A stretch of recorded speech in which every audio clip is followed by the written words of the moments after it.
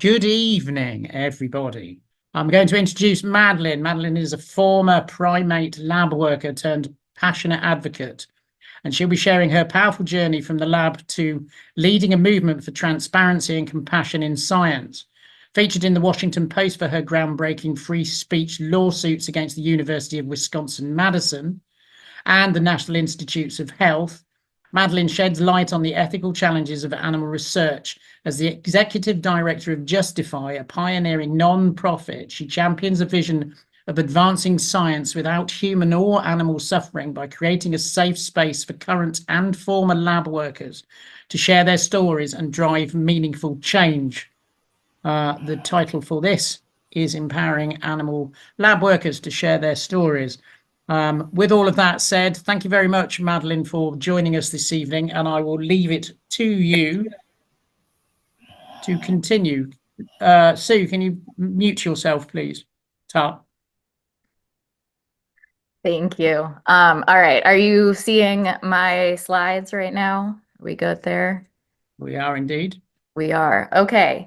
Thank you so much for having me. I'm really impressed with everything that is going on over in the UK with the campaign in April, and of course that things will continue as long as they needed.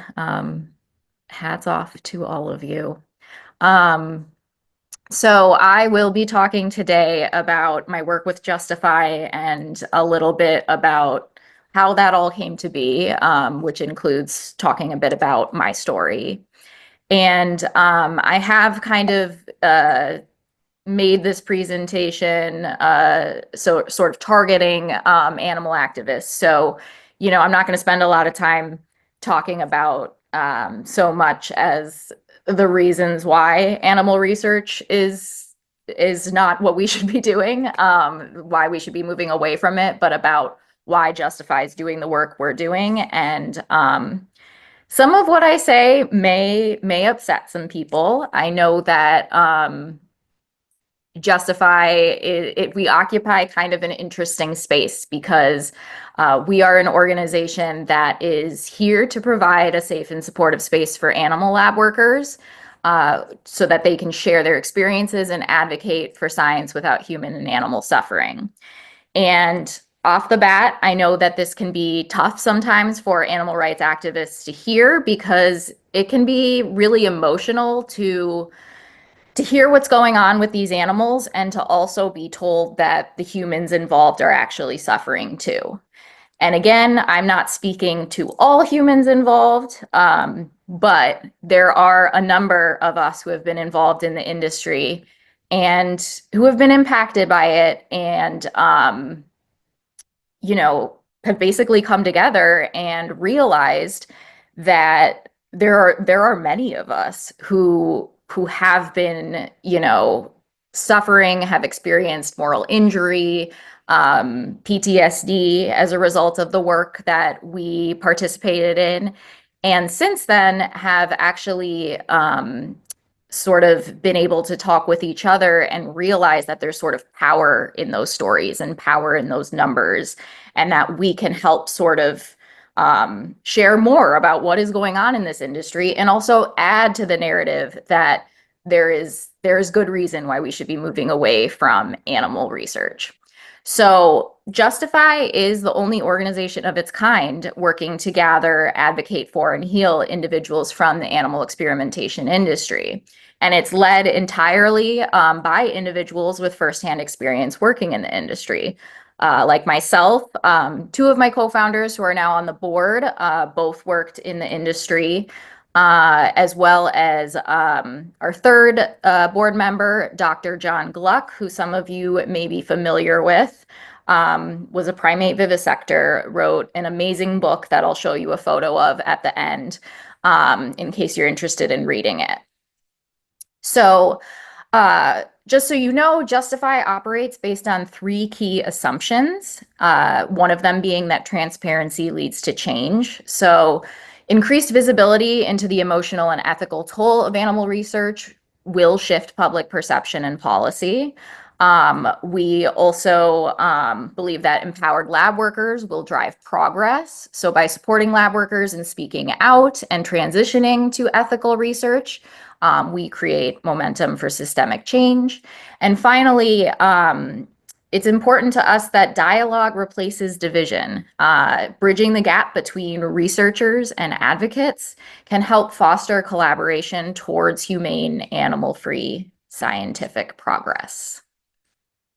So when I say this word dialogue, dialogue doesn't mean agreeing on everything. It means being willing to listen and learn and work towards solutions together. The shift away from animal experimentation is not going to come from conflict alone, but from courageous conversations and coalitions rooted in empathy and transparency. So I am going to be kind of offering some big picture points, so to speak, as I move through this presentation and talk a little bit more about my story. And one of those first points that I think is really important to make is that people enter the industry often with good intentions. Many lab workers care deeply about animals and humans. They often enter the field hoping to make a difference, not cause harm, whether that is to improve human health or to help animals, like on the care side of things.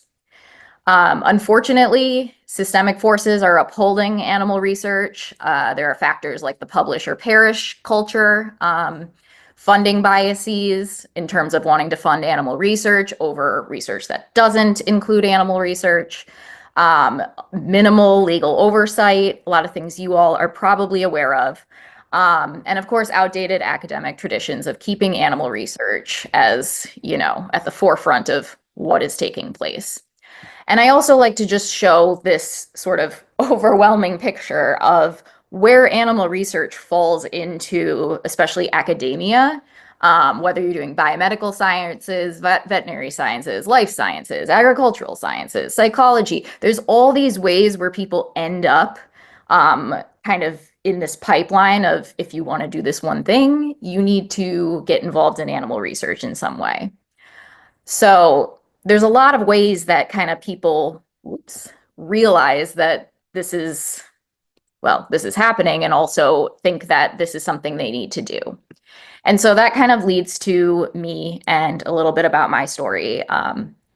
So as you know, I am a former primate lab worker. This is little Maddie with my cockatiel who I had growing up named Sydney.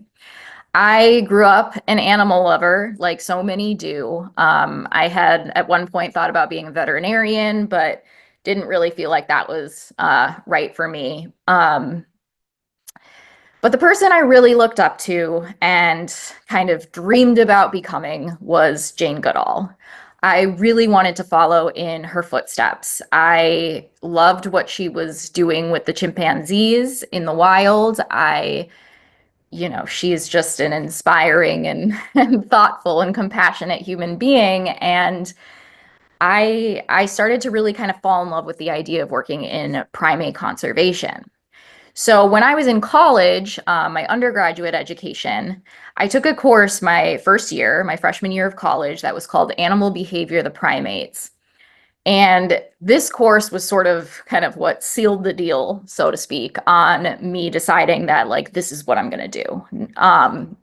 So this course, I got to learn all about the different primate species, from chimpanzees to monkeys to prosimians, the lemurs, to the lesser apes. So this just kind of told me, reminded me basically that I had to follow this. And I was nervous about it because the sciences, frankly, were very intimidating to me. When you study something like zoology, you're required to do all of these other things like chemistry and physics, things that didn't feel as relevant to me when I wanted to go work in primate conservation, but I had to do it. So, when I was sitting in the lecture hall one day and the professor who was teaching the course put up on the big screen a photo of his former student working with Jane Goodall, I was just like, oh my gosh, like, what is stopping me from doing this, from pursuing this dream, and knew that it was really just me. So I did end up declaring zoology as a major. And what's really interesting about the course that I took is that the professor who taught the course was the director of the primate lab that I went on to work in. And I say this is interesting because this was like a very beloved class at the University of Wisconsin-Madison, where I went to school. And there was very little content in that class that had anything to do with the testing on primates in labs. It was very focused on these animals in the wild. And so that disconnect was sort of already there of, well, there are these labs on campus that need people to care for monkeys. And what I just learned here is so amazing. So I should probably do this to kind of get a foot in the door and, help start my career where eventually I can go off and work in primate conservation, like with primates in the wild. So this was what was going through my brain at the time. And I did end up applying to be what was called a student caretaker in the Harlow Primate Lab. So I'm sure many of you are familiar with Harry Harlow. He, of course, was long deceased by this point, but I did go on to work as a student caretaker in their lab. So my job was about 10 to 12 hours a week to kind of help with the enrichment, dishes, cleaning, tasks like that, mostly during the week. And then on the weekends to really be providing care for these animals. So going around and doing health checks, feeding, giving out medications that animals needed, feeding any rejected infants, so syringe feeding. And, I was really excited when I got the job because I thought, I love primates. I love monkeys. This is so, special that I have this opportunity. And it did not take long for me to realize that I wasn't comfortable with what was going on. And I'm saying this from the perspective of a caretaker. So I was not involved in any of the research. My job was caring for these animals, like the day-to-day sort of providing what was needed. And the weekends, as I mentioned, when I was like really more in direct contact with them, were one of the most stressful, easily the most stressful of the whole experience, because every other weekend, two of us students were in charge of the 500 plus monkeys that were in this facility. So we would be going around, as I said, and feeding, doing health checks, shining a flashlight because half the time it was so dark you couldn't like see well. You're trying to check if there's like injuries, like if anyone's bleeding, has a finger injury. We had to track menses, menstruation, because this was a breeding facility as well. So they were putting females in with males oftentimes, which is a kind of a whole other side story of upsetting, because a lot of these females, we would be standing by to listen for screams or basically if they weren't getting along. And so, quickly, this sort of idea that I had in my brain vanished into what was the day-to-day reality for these individuals. And again, I wasn't even involved in the research, but being around them and seeing them day after day in these living conditions, these barren cages where, some of them even lived alone, but many of them lived with like one other monkey, and or they might have a baby at some point. It really it was really upsetting, to say the least. And at the same time, I was worried that if I left, that not only would I maybe not be able to, selfishly pursue this dream of working in primate conservation, because what if they didn't write me a letter of recommendation? I thought everything kind of hung on that. I think this is sort of like a young, I mean, I was like 21 at the time. I just I didn't know a lot. This was my first sort of exposure to real extreme suffering, truly. And my other fear was that what if someone else who's hired to care for them just cares less? And what if I can just like do what I can to try to show them, this ounce of compassion. So, I ended up there for 2 years. I didn't leave like on my own accord as like, oh, I'm done here. I left because I graduated. I There were times I wanted to leave, but I think that there was just this part of me that felt like I can't leave them. And when I wasn't there at the lab, I would think about them all the time. Um, so like I'm double majoring, I'm in college, I'm trying to like have a social life. I'm also volunteering with like preschool aged kids. Like I've got all this stuff happening, but I just remember all of the time thinking when I wasn't there, I about them and dreaming about them. And so, it took me years to sort of realize that I was developing post-traumatic stress disorder, which I have now been diagnosed with.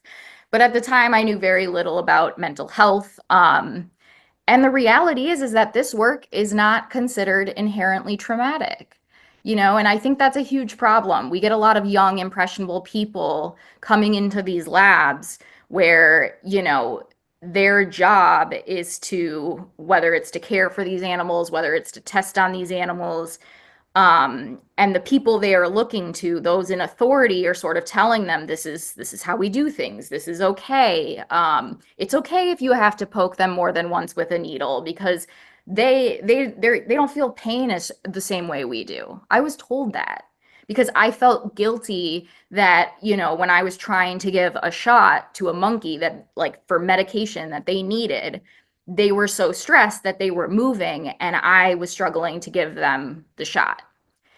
And so there's just like you're in this environment where you're like things feel wrong, but at the same time, you know, uh, is someone else going to step in who cares less? How do I help these animals? And I don't have a right answer for this. Like I'm not saying that what I did, staying was the right choice.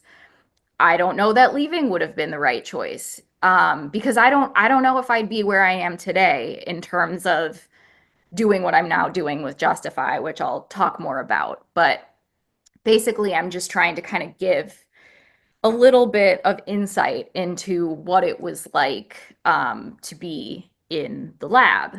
And before I kind of move past that, because I know that you've all probably heard and even seen, really upsetting stories and um, know what it's like for these animals. I do want to just share one story about an individual who we called Norm in the lab. So this photo that you're seeing here, this is a monkey that was at Wisconsin, but their name's Cornelius. But the reason I'm showing this photo is because he reminds me a lot of Norm. Norm was this bigger male macaque. He lived in a cage alone in a room with about 40 other monkeys. And Norm was really unique because at least at the lab I worked in, most of the monkeys, they were either very aggressive towards us, understandably so, or very fearful of us, again, understandably so. And they can't tell the difference between, the person in scrubs who's a caretaker but is trying to give them a shot versus the person who's a researcher who's, doing whatever they're doing. So it's, I didn't take it personally that I would evoke fear or anger. I mean, that's completely understandable. But Norm actually sought out human attention.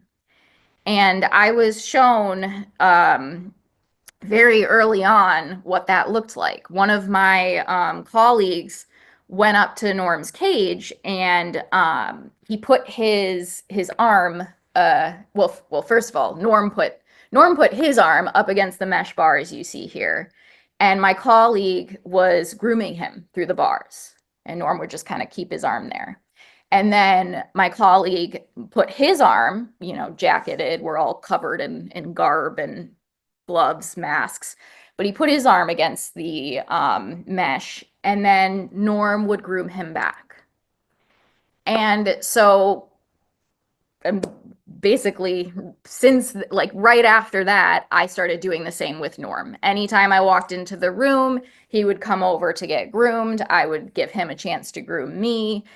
He lived alone. Like, he could see and he could smell other monkeys, but this was his only opportunity to have like touch, to experience that. And I think even at the time, I didn't fully grasp what that means to somebody. And then one day Norm was gone. And when I asked where he had gone, I often didn't ask questions. And looking back on it, I think a lot of it was that I didn't want to know. And he was put into a study on alcohol, where he was given unlimited access to alcohol.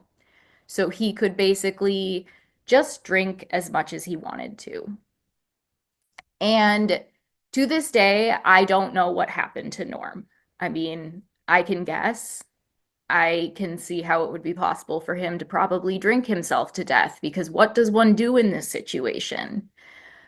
I also think about how it must have felt to be this sense of betrayal that he must have felt for all of these people who would come in and, we would groom him and he would groom us. And then it's just like one day he's gone and we're no longer in charge of caring for him. And if he, what he thought about that, and just how that impacted him. And again, I don't know what happened to him, but I know that most animals do not make it out of this industry. One way or another, they are killed. And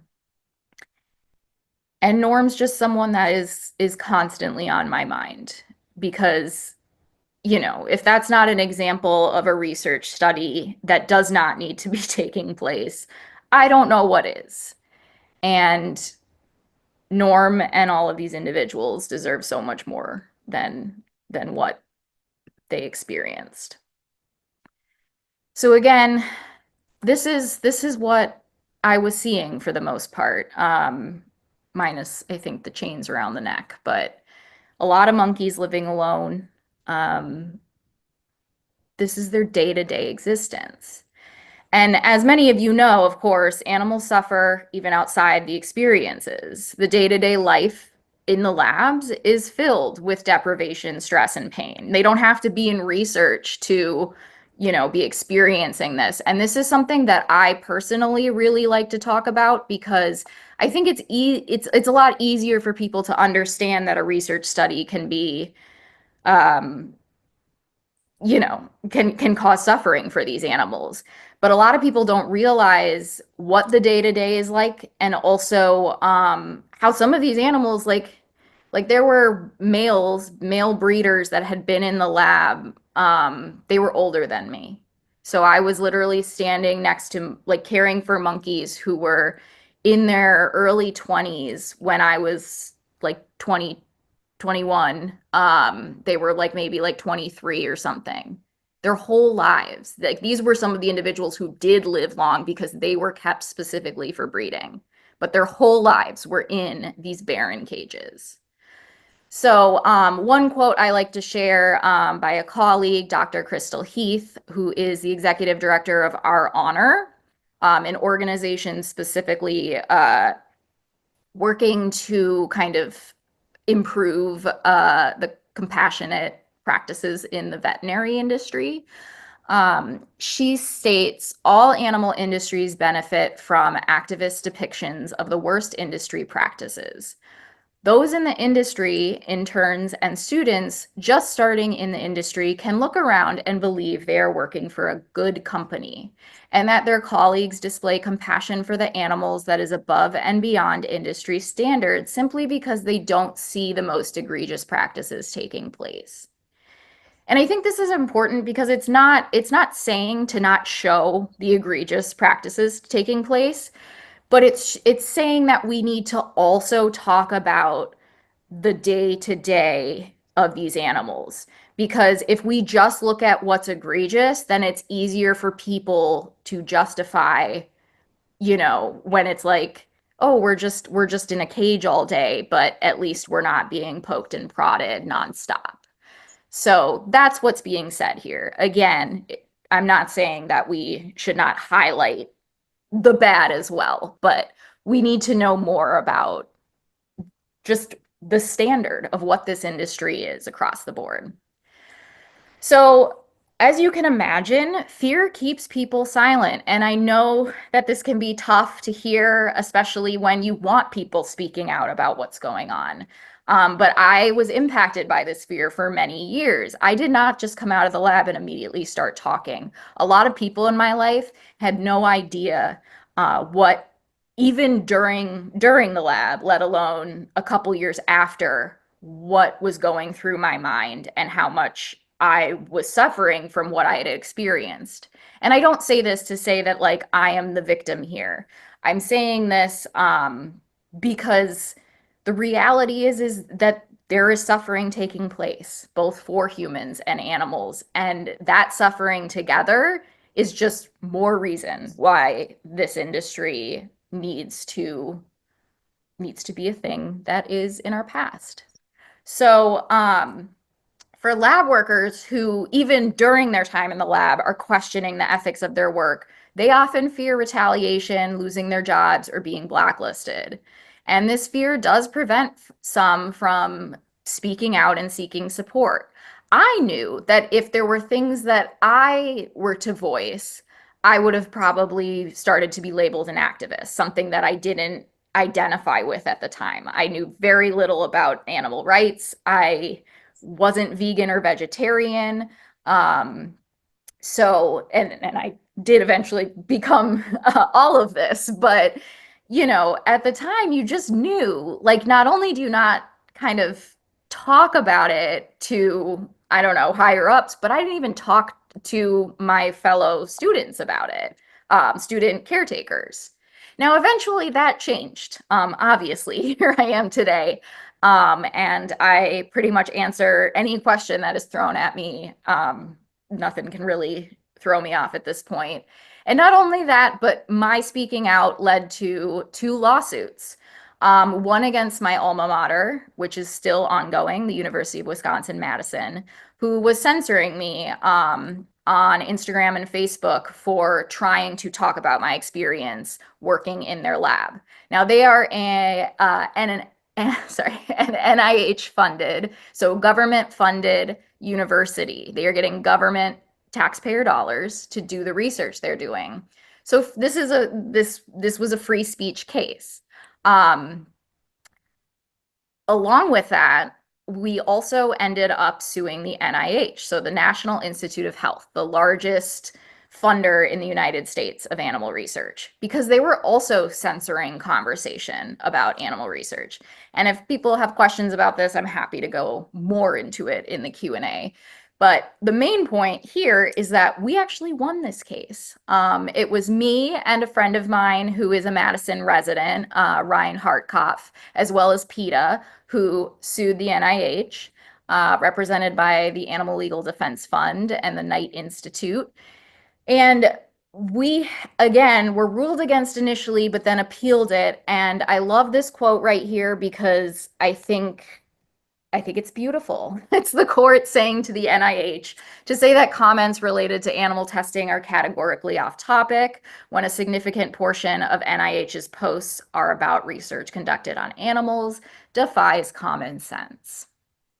So This was the piece that I was featured in the Washington Post for, as you can see. This was a big win. And again, we can talk more about it, but the point is that eventually I decided to start talking. Now that being said, kind of mentioned this already, but institutions, they discourage vulnerability. Academia and research institutions often suppress conversations about emotional distress or ethical conflict. Speaking out, especially against the status quo, is subtly or overtly penalized. Now, that being said, there are some cases where some schools, some labs, they're starting to do things like compassion fatigue training. Another thing that we can talk a little more about in Q&A if you're interested, but the point is in general, places associated with animal research are trying to help people, but also help them feel like they can still do what they're doing. Which is why Justify is different, because Justify is not trying to justify animal research. We're trying to come at it from a perspective of, we know what it's like to be in these labs, to care about these animals, but feel like what you're doing, you can't do enough to actually improve their lives, truly, because they're being bred into existence for this purpose. There's no bodily autonomy. Their lives are not their own. And we have since, changed our minds or altered our views on our views of animal research. And we want others to know that there are people like us who they can turn to and talk to, and not just work through their own healing, but also who can help them speak out if that is what they want to do. And we're seeing more and more, actually, just in the last year or two, articles highlighting, as you can see here, what it's like to work in labs. And I was featured in 2 of these, I believe, as well as some individuals affiliated with Justify. So that's really exciting to see. Now, one thing I want to say is that empathy does not equal endorsement. So understanding someone's position or pain does not mean you condone their actions. Empathy is a bridge. It's not a stamp of approval. I don't expect anyone to, say, gosh, I'm really glad that you were involved in animal research. I mean, some people do, because then they're like, it's great you're speaking out. But, it's empathy that is important, not saying that you agree with what someone's doing. And I understand that, again, this is not I think this is learned, and it's easier for me to do in this experience because I do personally know what it was like to be in the shoes of some of these individuals. And I also want to say that not everyone obviously kind of fits into sort of who Justify is reaching out to. There are, especially I think, a lot of the people who are in charge of these labs, the higher up researchers. Those are not the people that we expect to reach and change with Justify. But there's a lot of people who are sort of, animal research is kind of like a stepping stone from one thing to another. And they don't really fully realize what they're getting themselves into. And having somewhere to turn where they might not just be told yeah, this is tough work, but you should keep doing it, is beneficial. This is Reddit. I was never that familiar with Reddit until really this year, when I learned that this is one of the only places you will find people from labs openly talking about their experience, because it is completely anonymous. Somebody on X, Twitter, shared about this sort of this conversation that started with this person saying, I work with mice and I would rather die than work this job another year. And that ended up going viral on X as people were discussing what it's like to be in this position and be told this is what you need to do, and at the same time be, dealing with the moral conflicts of what you're doing. And again, this is why Justify exists, why we are building this organization. I know that there is a tendency to villainize all lab workers. And this is where I really encourage people to try to not jump to conclusions about everyone in the industry. Okay. Again, I'm not saying that this researcher in charge who, might be sewing monkey's eyes shut, that you cannot kind of call this individual out and, do what you need to do to confront the person who is in charge of this. But we need to do better about not strictly villainizing everyone in this movement, because there's also, or sorry, in this industry, because there are a lot of people who are on the care side of things, especially, who really do care about these animals and are realizing that, again, it's really hard to put these animals first in this environment. I mean, I would argue it's impossible. So just a thought on that. Now, to go along with this, I say this because these are the comments I am constantly coming across, whether they are directed at just like on posts where people are talking about animal research, whether it's Justify's posts, whether they are directed at me in particular. Animal lab workers can cry me a river. They are sellouts and are going to have to pay for their choices, as all choices have consequences. They better learn to make better and wiser ones that serve the greater good of all, if they're all concerned about anything other than their measly human existences and their paychecks. So, as you can imagine, this is coming from an animal rights activist. This is the kind of discourse where I get it. I understand the frustration. I understand the anger. But I want you all to consider that if I am someone like me who is questioning what's taking place and kind of seeing this is the content that I see, does this really make me feel like there's somewhere I can turn? Because if the industry doesn't want me to be questioning this, and then activists are looking at me like, this isn't a safe place to turn, then where is there? And yes, that is what Justify is trying to do. But I think it's important that this goes beyond Justify. And the reality is that I'm an animal rights activist. And so are the other people who, co-founded Justify. So we are right there with you. We just know that straight up demonizing people and telling them that they deserve PTSD, which is something I've been told now multiple times, is not, it's really not helpful for the animals. So let alone, of course, the person's personal healing and ability to talk about what took place. So this was directed at me personally. You think you have PTSD. What do you think the animals go through for human greed? That's all it is. Over 90% of trials fail at human trials after everything those poor souls went through. Help them by doing so you can heal. That is the only thing that will cleanse your consciousness if it bothers you. I am sorry if you meant well by this, but as I read it, I felt I am supposed to feel sorry for the lab techs instead of the animals, and I won't. It's actually not an either or, believe it or not. This was also directed at me. No forgiveness. Your turn to suffer now. Hope it lasts forever. Suffering is not a competition.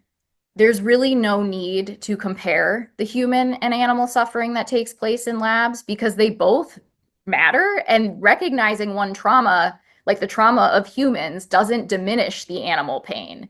It actually highlights how broken this system is. So again, I'm not saying I empathize more with the humans than the animals. It is just not a competition to me. They both are saying the same thing, which is that this industry is problematic.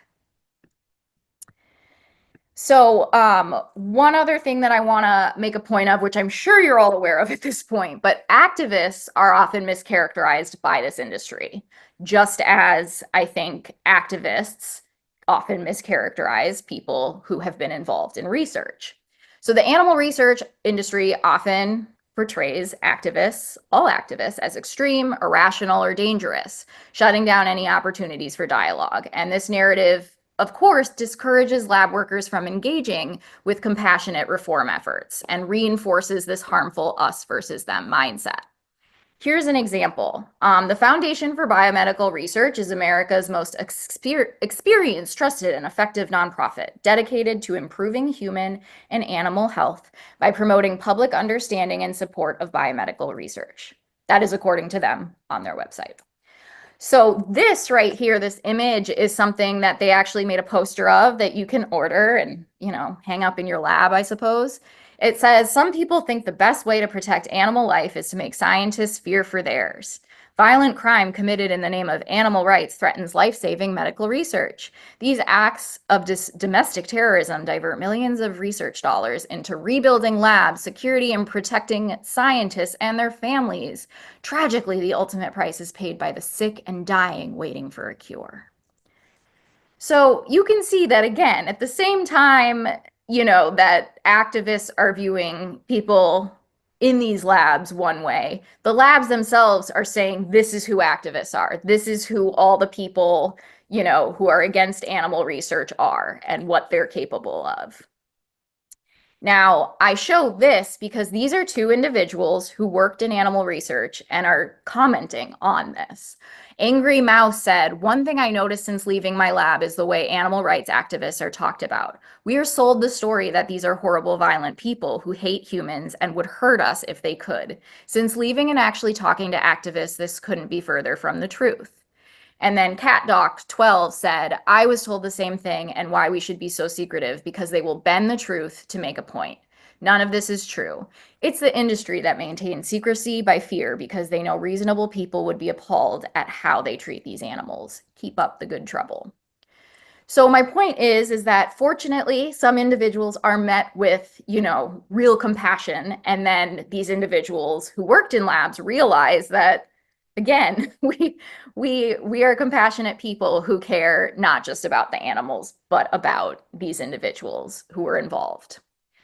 So big picture, emotional trauma runs deep. Many individuals on both sides, and when I say both sides, I mean in the industry and also activists, carry unprocessed grief, guilt, burnout, and moral injury.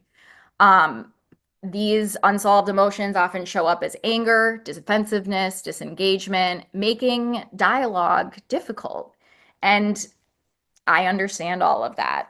And I also think that, we can try to do better as activists to bridge, to bridge some of these, or build bridges.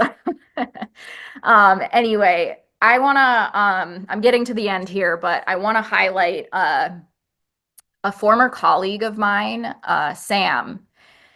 Sam, what was amazing about Sam is I told you none of us talked to each other when we were in the lab. I mean, we talked to each other, but we didn't talk to each other about any sort of true concerns about what was going on.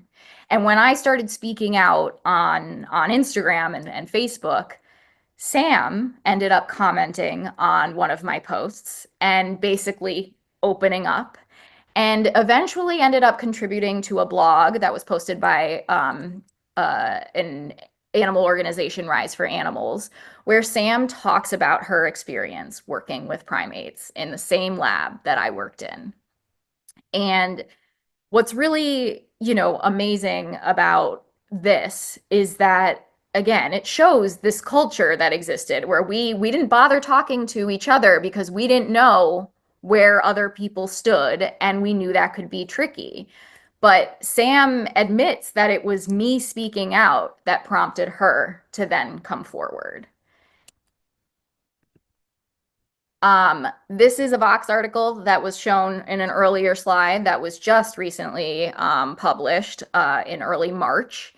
And in this, an individual who has been in touch with Justify decided to speak up. And this was the message that they sent.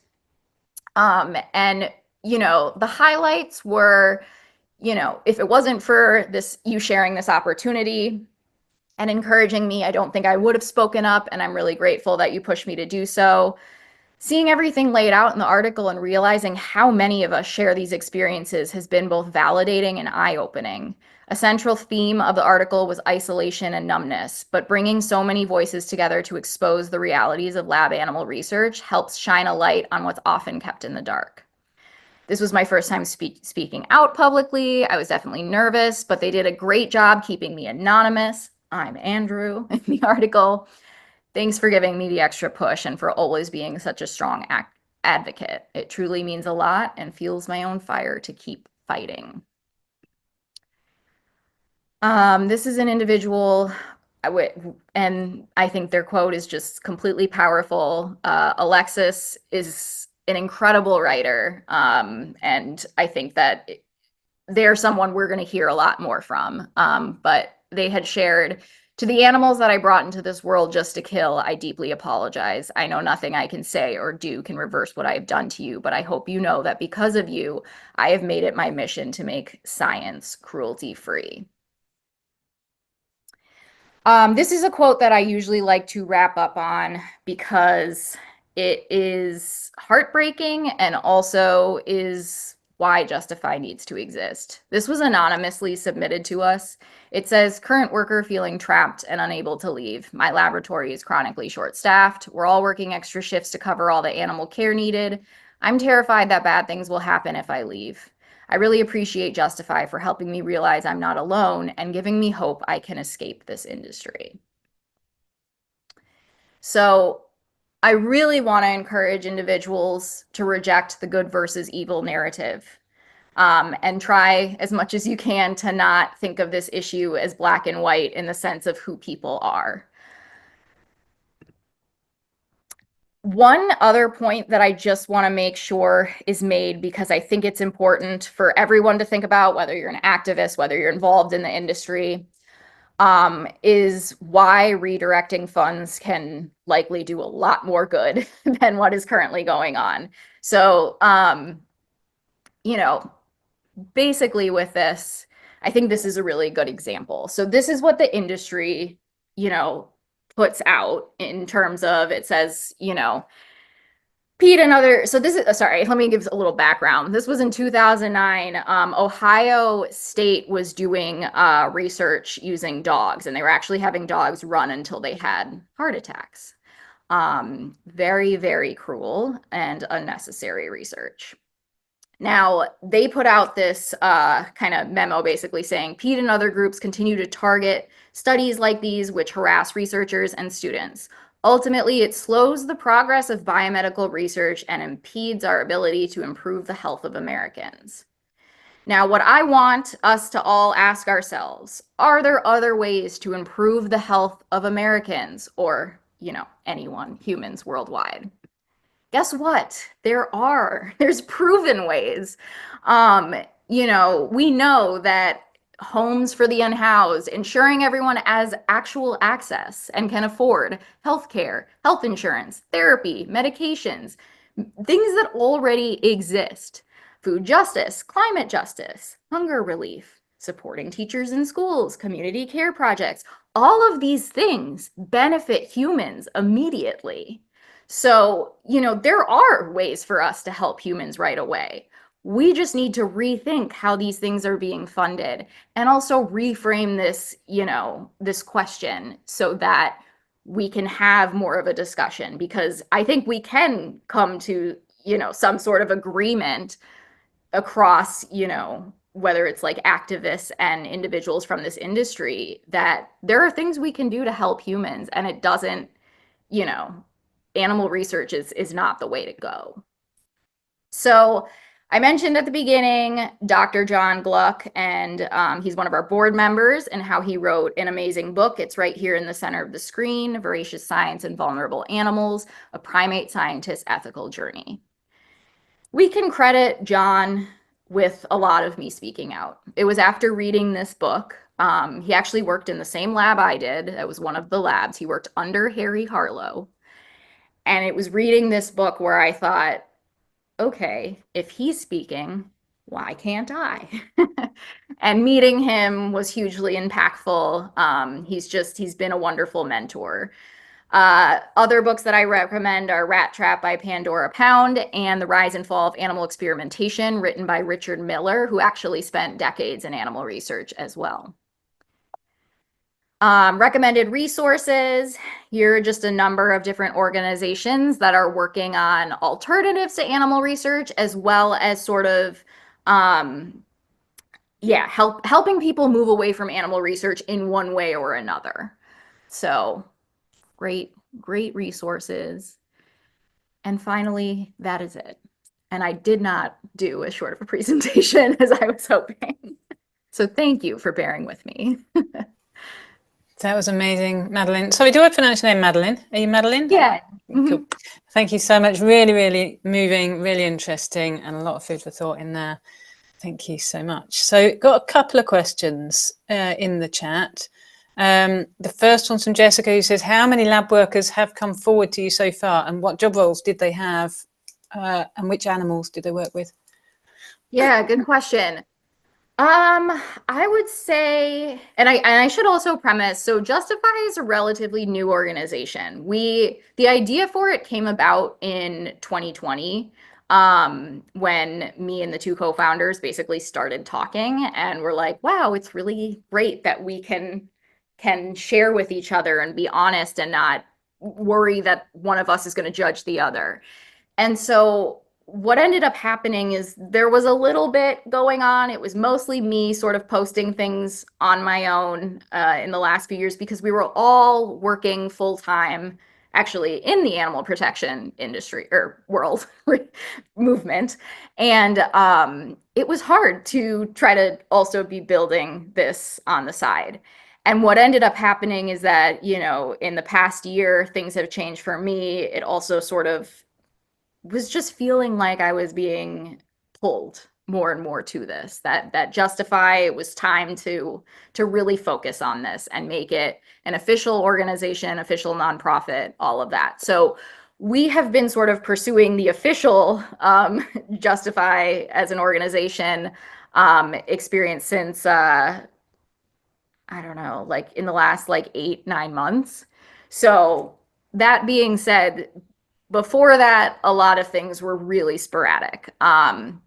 So in terms of how many people that we've been in contact with, I would say it's probably around a dozen or two.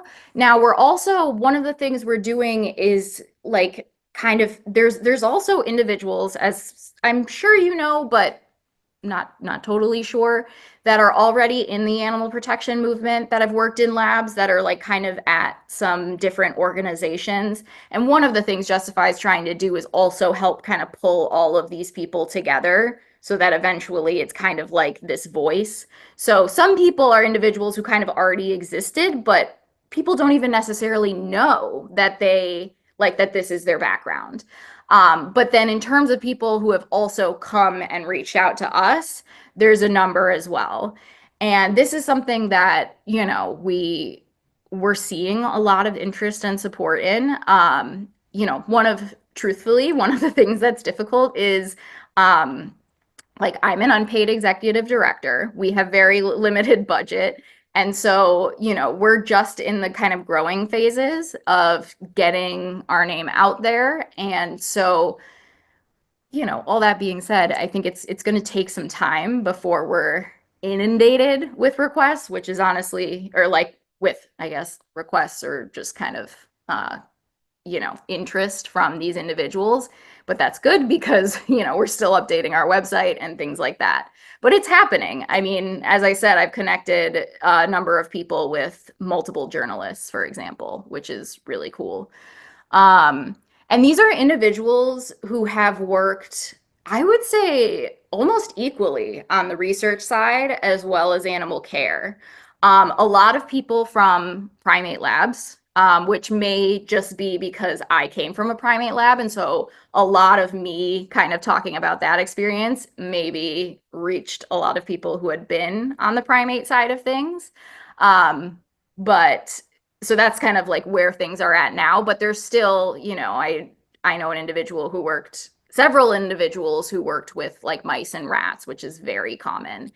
And honestly, the things that I hear about what it's like with mice and rats is, it's like, I know that people can sometimes empathize more with monkeys because they seem more similar to humans, but the way that these mice and rats are treated and how people are literally tasked with killing them is one of the most outrageous things I've heard, honestly. And it's so deeply traumatic no matter what species you're working with, and we need to start treating this industry as such.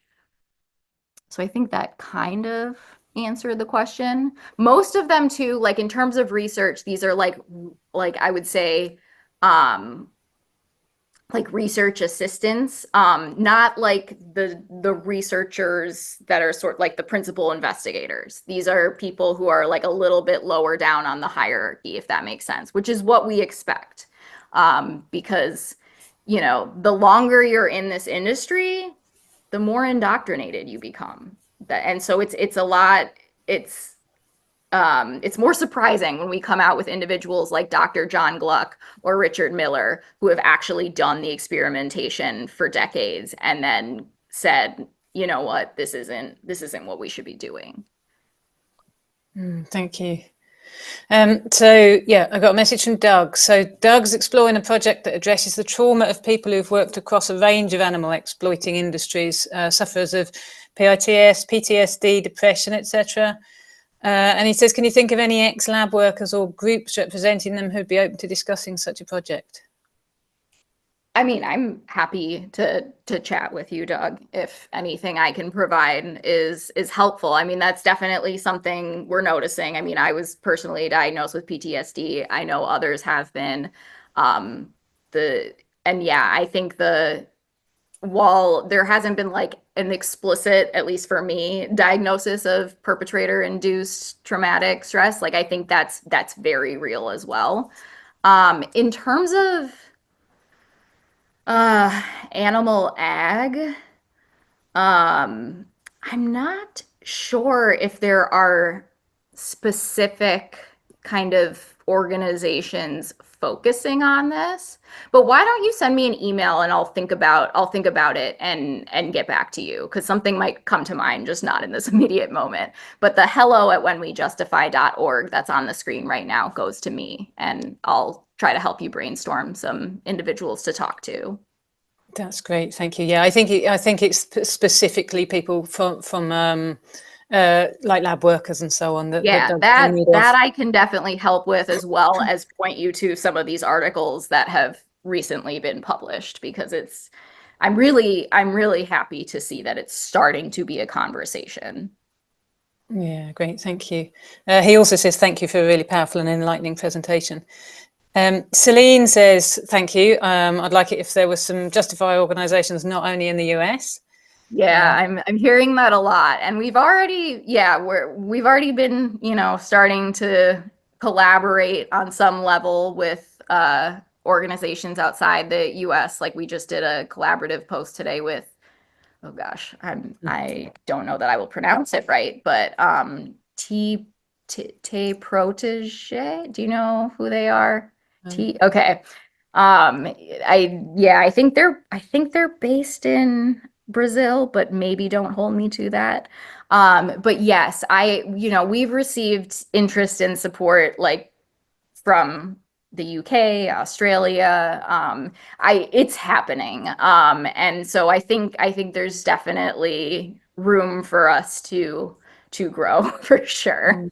That's excellent. So yeah, you're really sparking a movement there. So yeah, good job, well done. So Nikki says, oh, I've lost it.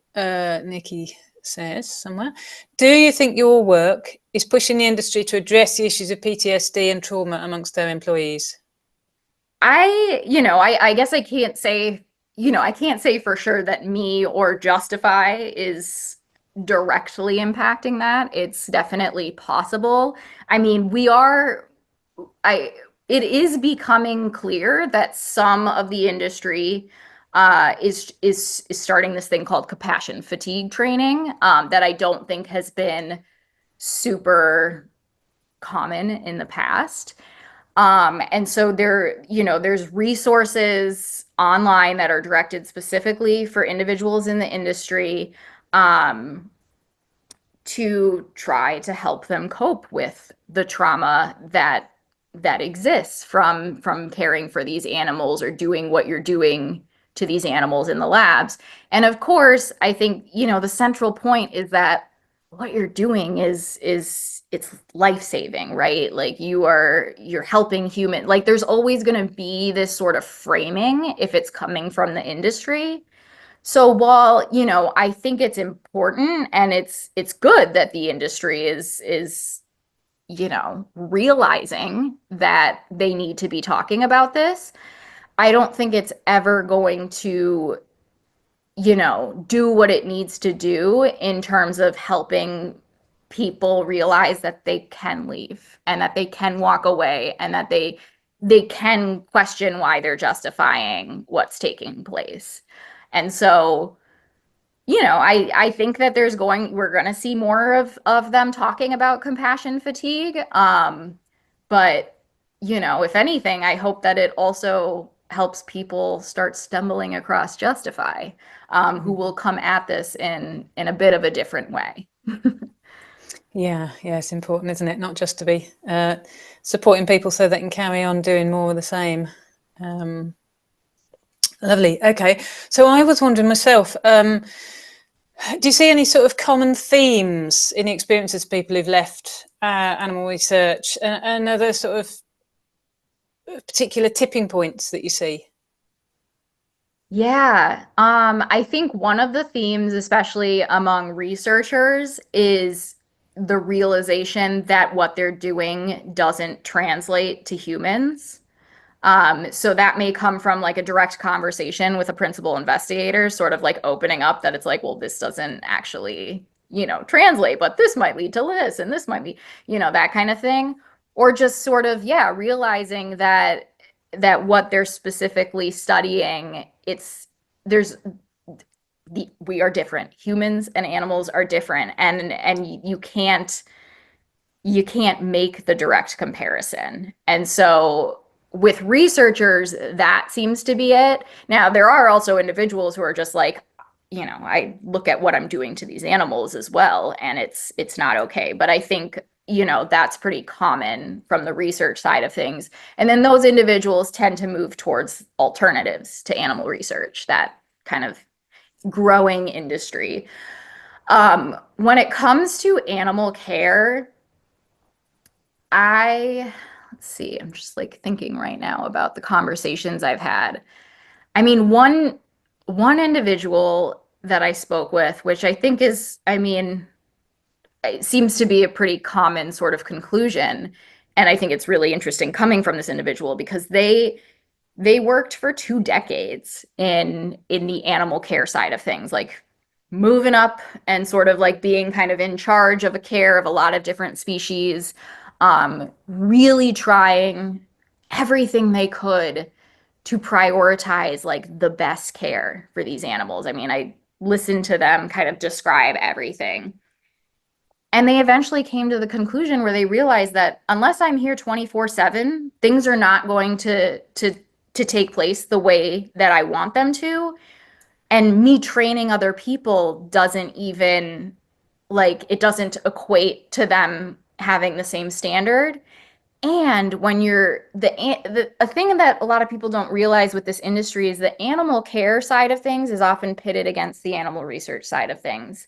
And so care is often advocating for these animals in a way that the animal research side of things may feel is hindering their ability to do what they need to do for research. And so that was another thing that this individual was talking about, where it's like, I can only do so much because ultimately the research is going to be put first. So I think it's this realization that as much as you care about these animals and want to make their lives less bad, you're so limited in your ability to do that because of what this industry is. And this industry is not out there to truly care for these animals. It's out there to use them. Mm-hmm. Yeah, thank you. So a question from Alan, do you think that we may be in the final push towards finally ending animal testing? I think we could get there. I think it would take, I mean, like, this is an industry. I think there's multiple factors that are sort of making it difficult. I think if we can try to get, first of all, more funding to the alternatives, because one of the reasons that like alternatives such as you know organ on a chip or something like that, these are not moving fast enough or kind of growing at the rate we want to see them, is because funding is still being funneled into animal research. And so it's hard to, you know, progress something if you don't have equitable funding for it. So I think, you know, if at the same time we're doing that, that we are kind of continuing to talk about what's happening in these labs, both from the perspective of the individuals who have been in them and can really, you know, share what it's like, as well as, of course, the stories of the animals. I think we can get there, because I think that this is an industry that, generally speaking, the public does not like. And it's not usually about what side of the political spectrum you're on. People, just generally speaking, seem to not like animal research. And it's just not as like personal, I think, as talking about like our food system, right? Where it's you know, people are eating farmed animals. So when you're trying to advocate for them, it gets a lot more personal. I think this issue, it's easier for the general public to sort of get on board and see through it, see through the justifications. That being said, you know, people are also still fed a lot of, I don't know, claims about the industry and where it's going and how successful it is. And so we have to, there's a lot we're up against. But I do think it's one of those industries that we can truly move away from, and humans and animals will benefit. Yeah, thank you. Do you have any thoughts on, I don't know, why it is so, why it does continue? You know what I mean? It's clearly, it's not scientific. Do you think it's because people think it's scientifically necessary? Is it just about making money? Is it that sort of institutional inertia? I mean, you've said about the funding structures, obviously, a huge part of it, but why? Yeah, I mean, I think, the funding structure is a huge part of it. I also think that, I mean, and again, this is sort of what justifies setting out to do, is there are so many people who have been involved in this industry, even if it was like for a week. They're high. Like I remember when I was tabling, like doing outreach at my university. I had returned for the first time since suing them last October, and was just talking to students walking by. And one student was like, yeah, I thought it would be great. I was hired. I was there for a week and then I left. And you know, there are so many individuals who, whether it's a week or whether it's years, whether it's 6 months, who just walk away and never say anything. And I just think if we can better empower people to talk about this in a way that they're comfortable with. I'm never going to force anyone to talk, especially because this is traumatic, and it does. You know, I couldn't always talk about this the way I do now. I mean, I even nearly started tearing up when I was talking about Norm, which is pretty common when I talk about Norm. But like, you know, I would send myself into a traumatic episode where I would literally like kind of shut down, and my body I would basically feel like I was back in the lab. And so I understand like how difficult this can be and how people need to be at a certain like level of kind of healing or dealing with their trauma to be able to talk about it. But that being said, like, I think, you know, again, that's why having people who just get you and aren't going to judge you is important, because it helps you overall to not just like heal and forgive yourself, but to advocate for others now who are, you know, dealing with what they're dealing with, and that includes the animals. So I think that's been a missing piece. I think we need to hear more from the people inside, because I think the public does, the general society still, you know, animal research is viewed as science, and science is good, right? Like, and I'm pro science, okay? Like I believe in science. Science is really important, but it's because animal research has that, where then I think people are like, wait, well, it must be really important then because it's science. But is there better science? And are there better ways we can help humans? Sure. And that's what we have to kind of start to change the conversation. But I think, you know, as far as this industry has organizations whose specific goal is to promote the work they do, like the Foundation for Biomedical Research. And so I think looking at their materials and stuff too can help sort of help you realize all of what's at play when we are trying to sort of debunk some of this. Because like there's a whole activist guide on their website that you know, is like how to look out for intruders and or like infiltrators, and make sure that when you get FOIA requests, like Freedom of Information Act requests, that like, or you know what's coming and prepare responses already, like things like that. Like there are these things that they're already looking for and sort of on the defensive about, and meanwhile young impressionable people are being told this is necessary, this is good, this is, and at that age, I mean, it's like I loved animals and I felt bad about what was going on, and yet I was terrified to speak up.